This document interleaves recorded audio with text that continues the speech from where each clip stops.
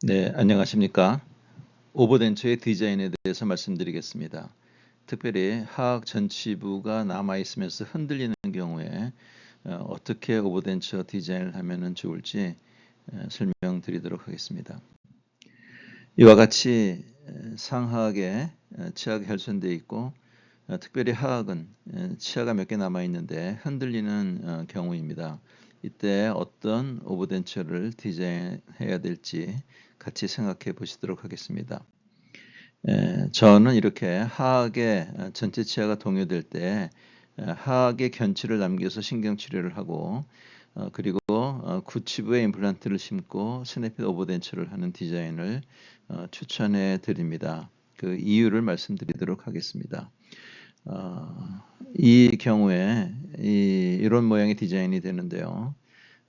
저희는 그냥 하악 전치부의 견치 두 군데 심고 오버덴처 하는 것에 많이 익숙해져 있습니다만 그런 디자인은 그렇게 안정적으로 오래 가지를 못합니다. 그러나 구치부에 이와 같은 어태치먼트가 위치하게 되면 아주 안정적으로 오래가는 오버덴처가 될 수가 있습니다. 이렇게 그냥 자연히 하악에 흔들림 오버덴처 발치하고 두 개, 이것이 그냥 저희 많이 습관적으로 하는 그런 그 디자인이죠. 그러나 구치부가 흔들리는 것을 전치부에서 막기가 어렵기 때문에 한계가 있기 때문에 이런 디자인은 그렇게 오래 안정적으로 사용하기가 어렵습니다. 성공적인 오버덴처는 아래 세 가지 요소를 만족시켜야 합니다. 즉 리텐션, 서포트, 스테빌리티인데요. 리텐션에는 여러 가지 영향을 미치는 요소들이 있습니다만 이 여러 원인이 있다 하더라도 우리가 어태치먼트를 선택할 때 리텐션이 좋은, 결합력이 확실한 이러한 그 어태치먼트를 사용하면 좋은 오버덴처를 만들 수가 있겠고요.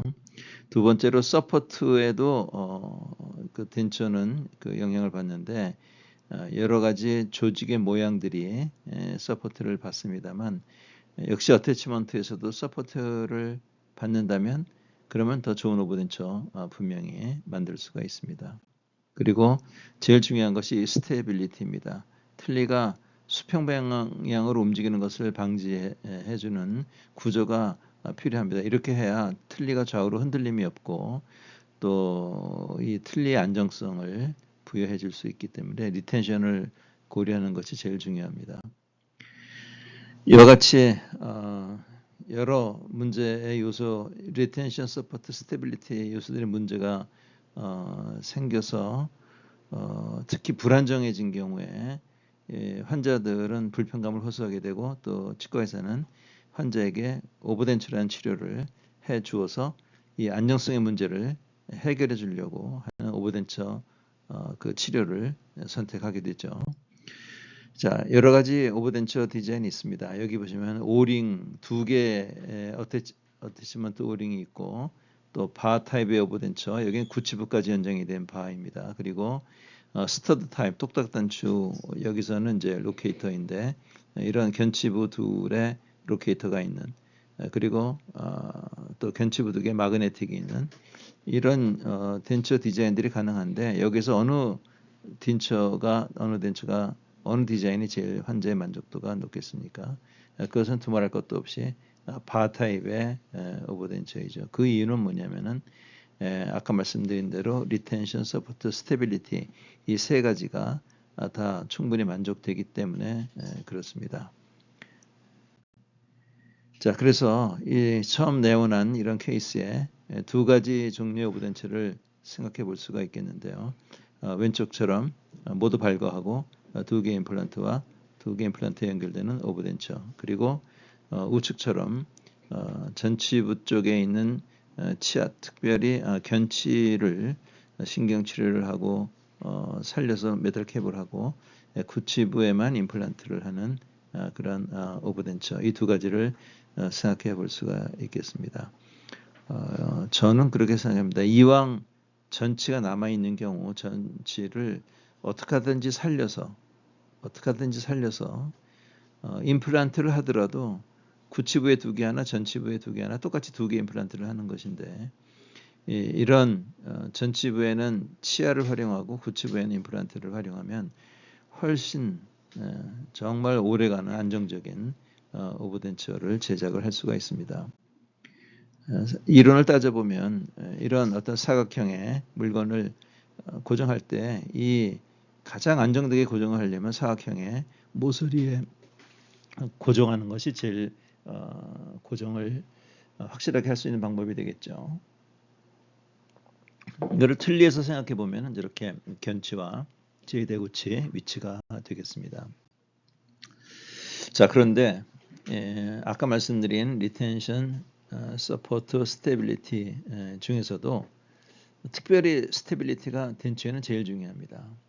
왜냐하면은 덴처의 이런 논문들을 보면은 스테빌리티가 없어지면 리텐션 서포트에도 영향이 간다. 이런 결론의 논문이 있습니다. 그렇기 때문에 이 스테빌리티, 안정성 이것이 제일 중요합니다. 그렇기 때문에 화학에서 안정성 높은 틀니를 제작하려면 반드시 구치부에 어떤 구조물을 만들어줘야 안정성 있는 틀니를 만들 수가 있습니다. 이와 같이 특별히 하악 구치부에 오른쪽과 같이 잇몸 흡수가 아주 심한 경우가 있고 왼쪽과 같이 잇몸이 살아있는 경우가 있는데 잇몸이 살아있는 경우는 그래도 틀니의 좌우 흔들림이 많지는 않습니다만 오른쪽과 같이 흡수가 심한 경우에는 좌우의 흔들림이 매우 심해서 구치부가 이 잇몸이 없고 평평할수록 반드시 구치부에는 임플란트를 심고 그 흔들림을 방지하는 구조를 꼭 만들어줘야 되겠습니다. 자, 그리고 틀니나 어떤 오버덴처 환자의 그 저작 패턴을 보더라도 틀니 환자는 틀니가 떨어지지 않게 하기 위해서 틀니를 자꾸 이를 접촉을 합니다. 그리고 오버덴처 같은 경우는 틀니 접촉 시간이 덴처보다는 좀 적게 되죠.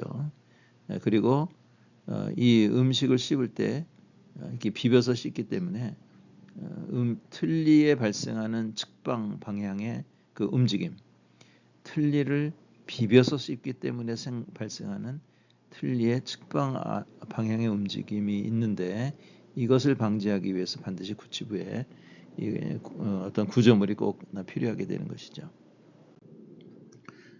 그리고 덴처 환자는 교합을 할 때 제일 상하악에서 많이 접촉하는 곳이 소구치와 대구치, 제일리 소구치, 대구치 이 부분에서 가장 많이 접촉을 하기 때문에 이 부분에서 측방 방향의 움직임이 가장 많고 그리고 이 위치에 임플란트를 식립을 해서 측방으로 밀리는 것을 방지해 주는 것이 제일 그 중요한 그 개념이라고 생각합니다.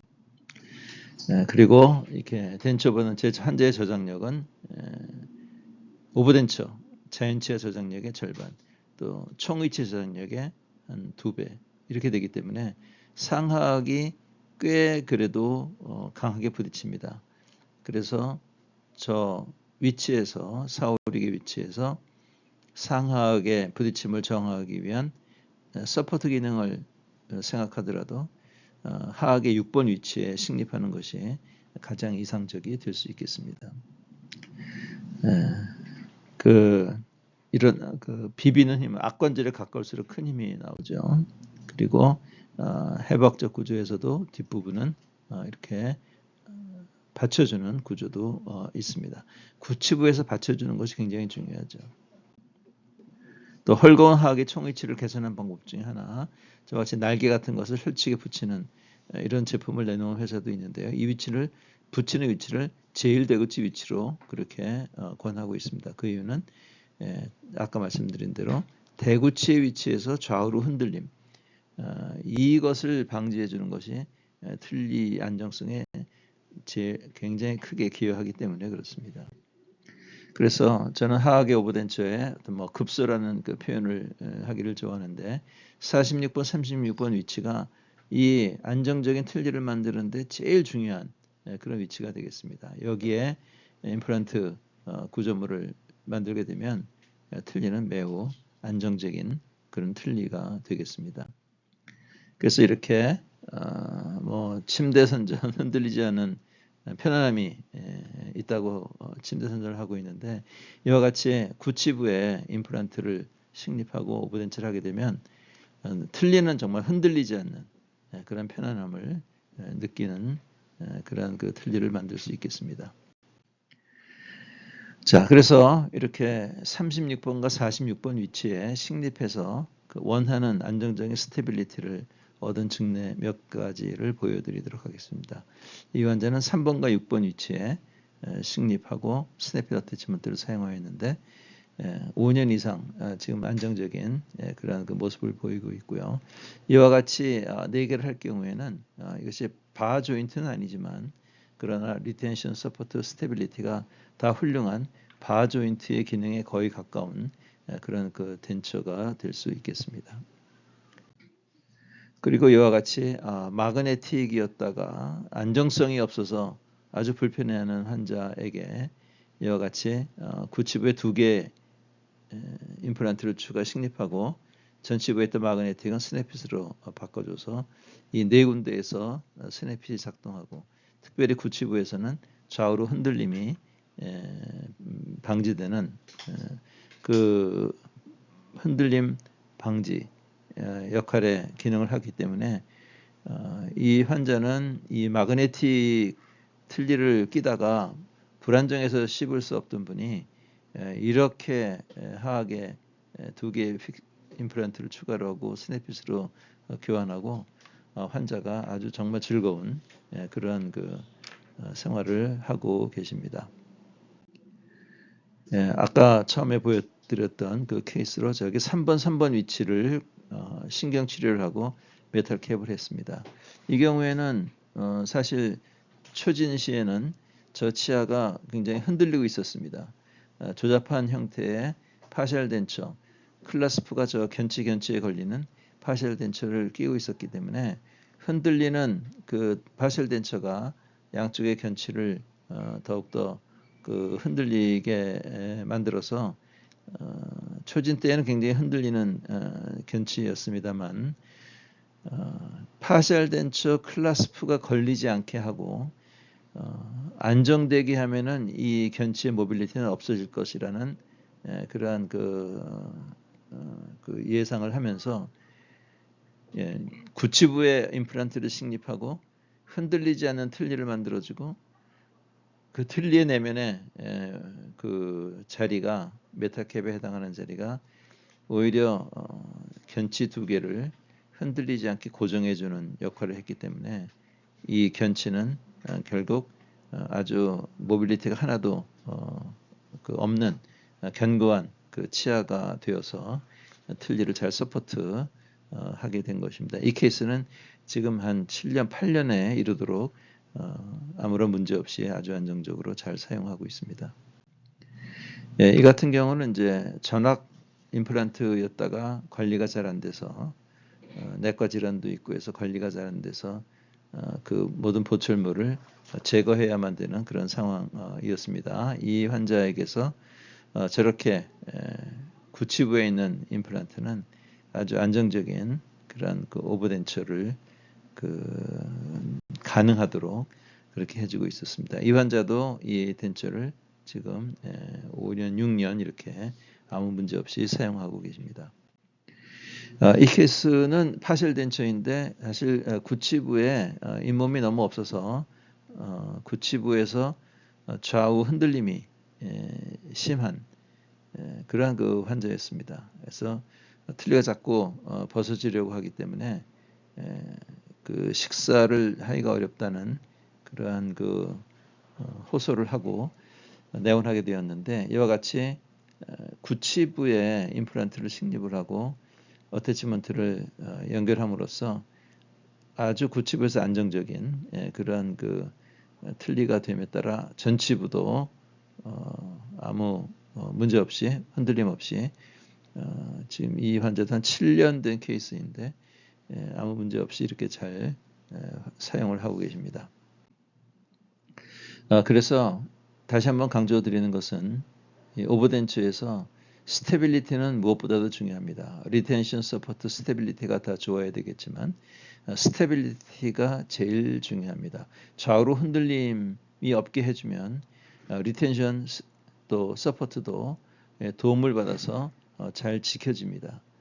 그리고 이 결과로 잘 흔들리지 않기 때문에 어태치먼트 플라스틱이 아주 오래 갑니다.